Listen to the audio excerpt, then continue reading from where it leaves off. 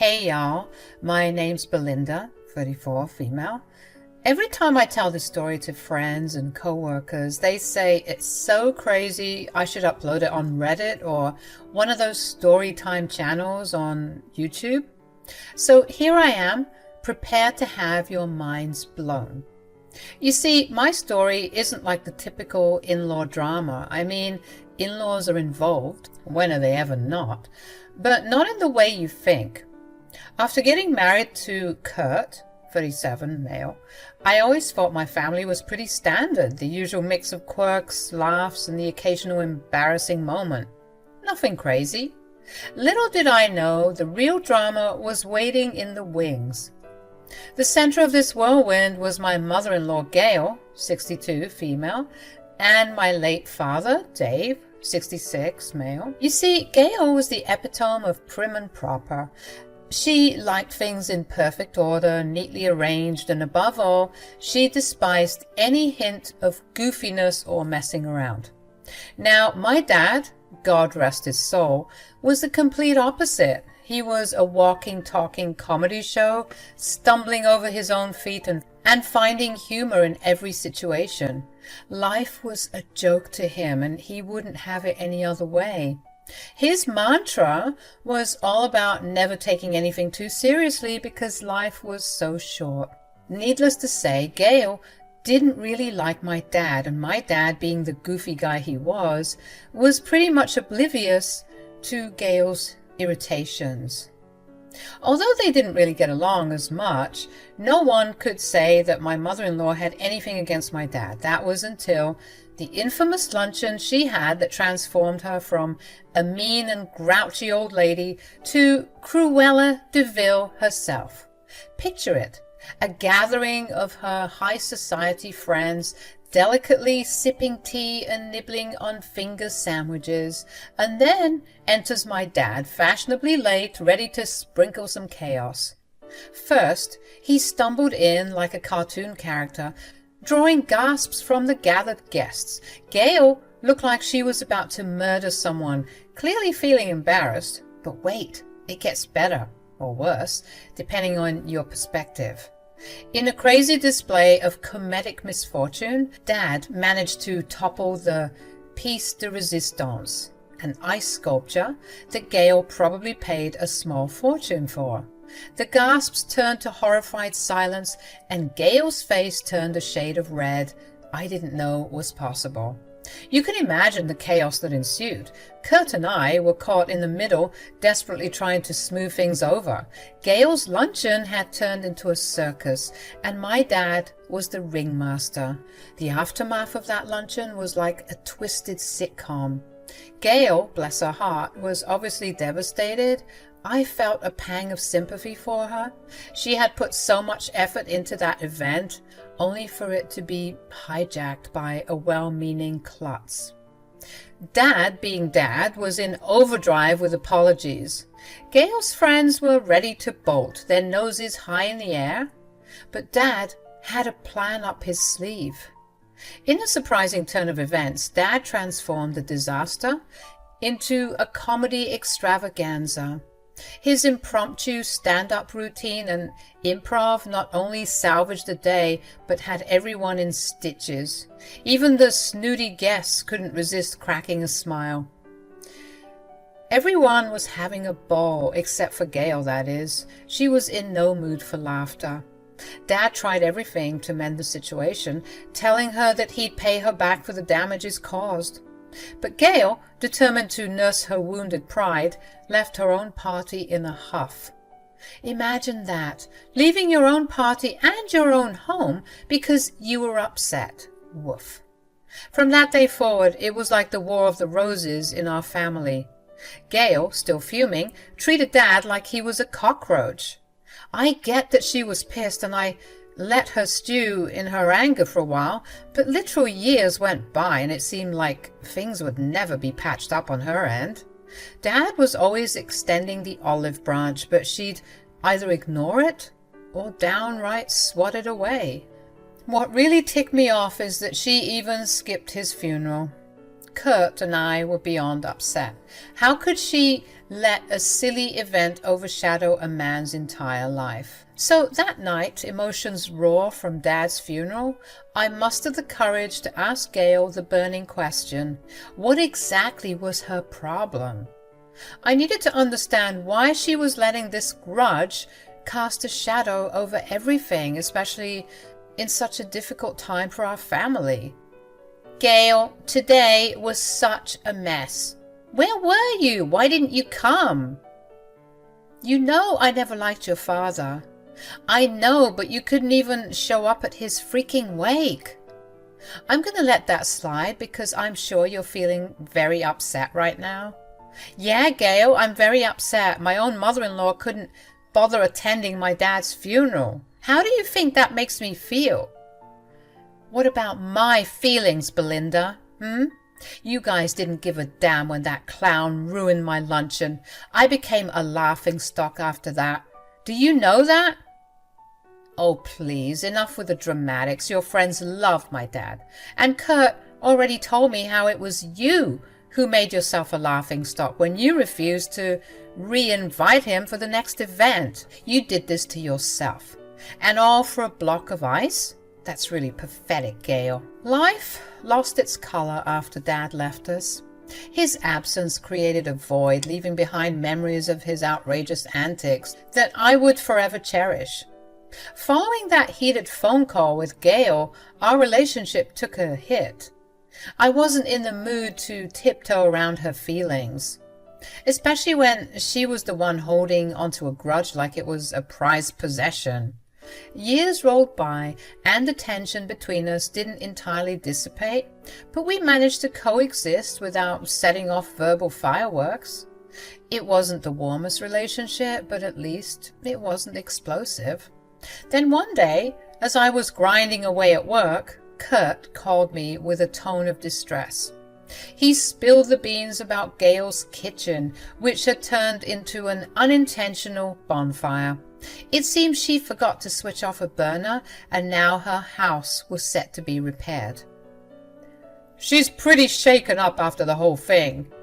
Yeah, I can imagine. What a shame. I'm glad she's okay. Yeah, but her ego's bruised. She doesn't want to have to slum it up in hotels, and she doesn't want to live with anyone. Why am I not surprised? Yeah, so we're currently looking for places. Which brings me to ask you, is that rental property your dad used to own still available? Oh, that place. I almost forgot about it. Actually, my friend Kenya is living there with her husband. My dad gave them the house before he passed. Oh man, that sucks. I was really counting on that rental for my mom to crash. But if I remember correctly, she did tell me that she wanted to rent out that place and move back to her old home. They said they wanted to start a family and the other house is bigger, so guess it must be available. Oh, that's great. Let me talk to her and get back to you. I did just that, calling my childhood friend and asking her if what I said was true. And just as I thought, she and her hubby, Victor, were totally game for the plan. They were looking to rent out their place for some extra cash, and helping out my mother-in-law and I was like icing on the cake. Kenya promised they'd have everything ready in a jiffy. I couldn't wait to share the news with my mother-in-law. She genuinely seemed excited about the idea of a new place. It was surprising, but suddenly Gail's demeanor towards me shifted to the positive. Maybe she was feeling grateful or finally recognized that family should be there for each other instead of holding on to grudges. Despite everything that went down, I figured it was time to build some bridges. Things were going surprisingly well. Gail was all smiles and sweetness during the move. A side of her we rarely saw.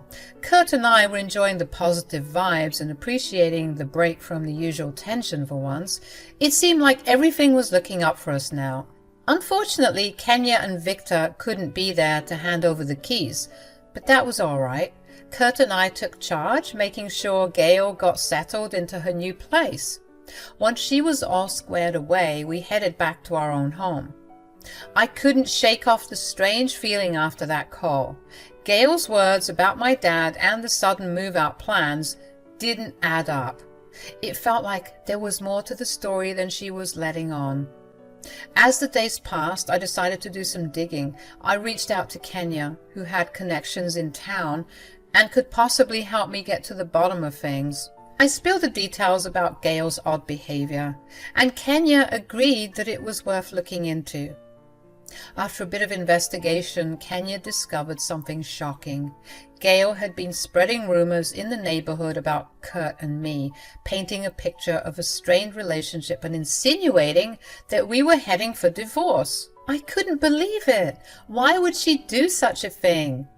Furious and hurt, I confronted Gail about the rumors. She feigned innocence at first, but when I presented the evidence, she finally broke down. She admitted that she wanted to create chaos and drama in our lives, thinking it would bring some excitement and perhaps get my dad's attention. It was beyond absurd. Kurt and I decided that enough was enough. We asked Gail to leave immediately and cut off all ties with her. It was a painful decision, but we couldn't let her toxic actions poison our lives any further. Little did I know, this would be the final chapter in the saga of my strained relationship with Gail. It was all smooth sailing for a while. Gail didn't complain about the place, and she seemed to enjoy her time there.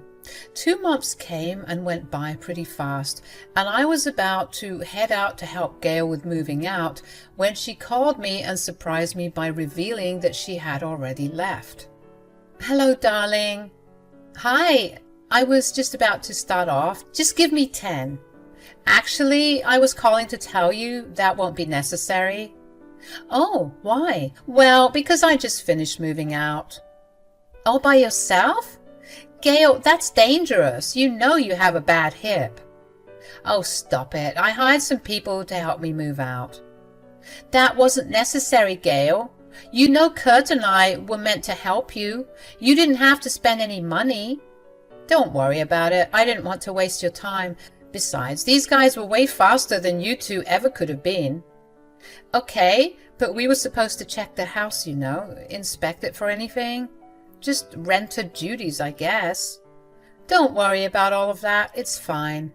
"But, oh, how I wish I could see the look on your father's face." This caught me off guard. What did my dad have to do with anything? I asked her what she meant by that, and she said, I didn't mean to say that out loud." "Silly me. What I meant was, I wish your father was here to see how well we're all getting along." "Yes, I mean, it's what he's always wanted, right?" "Right. Yes, well, that's what I meant."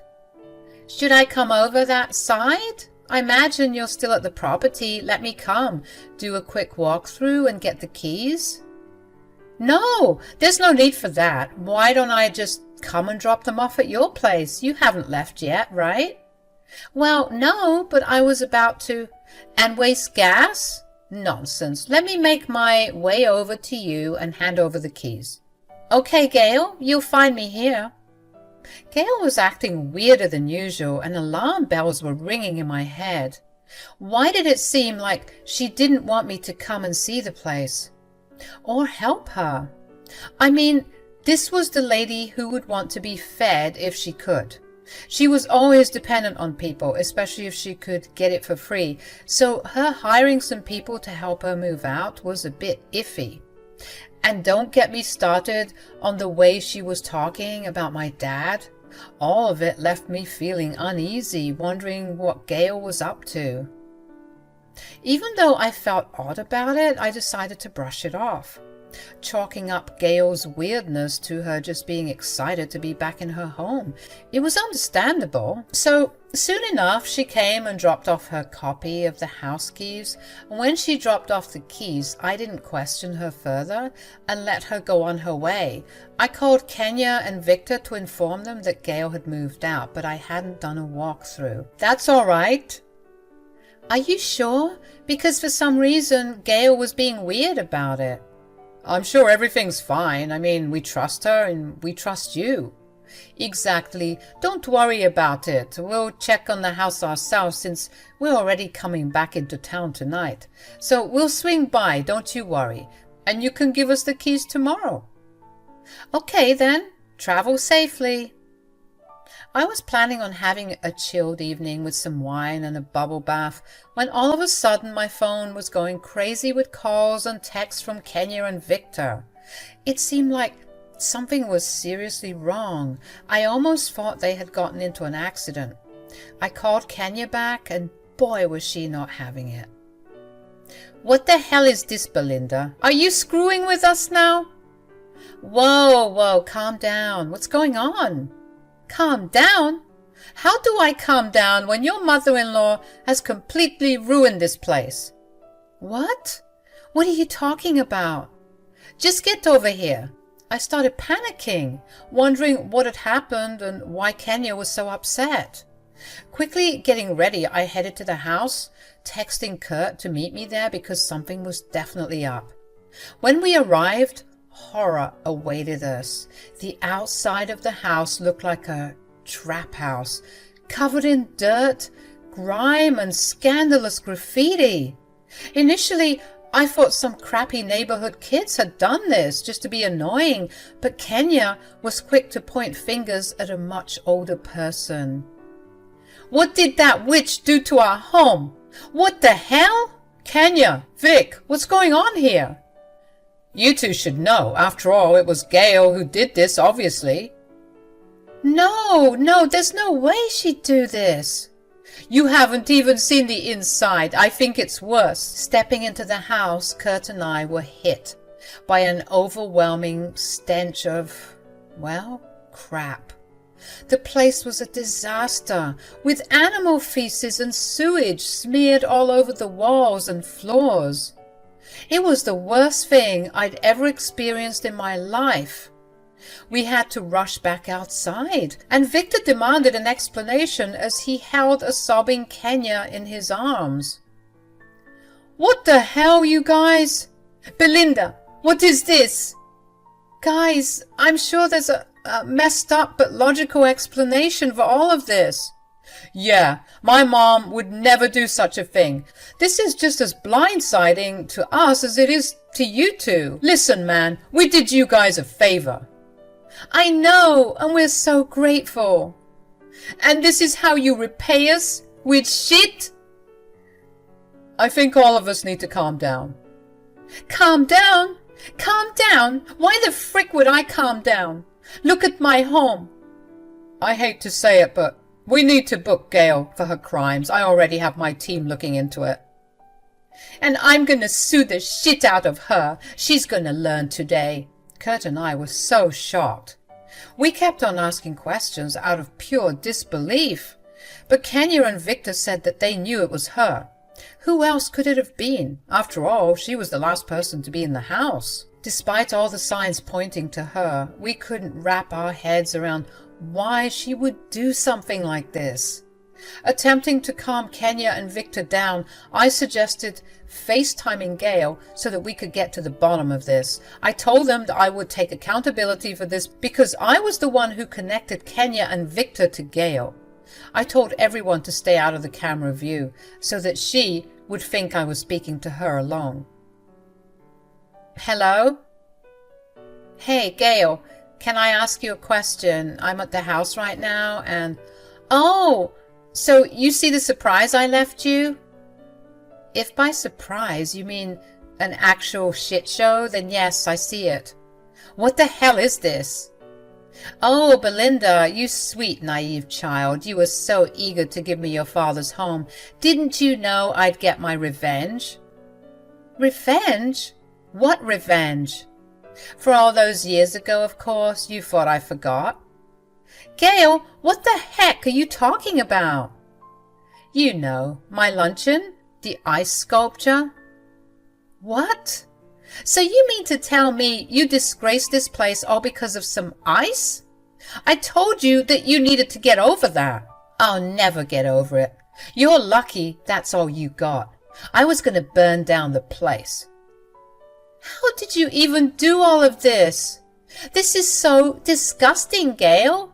It's a new low, even for you. You think I was the one who did this? Oh no, I could never. I mean, I overlooked the work when it was being done, but God forbid I ever get down and dirty. Yuck. Then who did this? I pay the moving guys a little something extra so that they get the job done, but the graffiti was all me.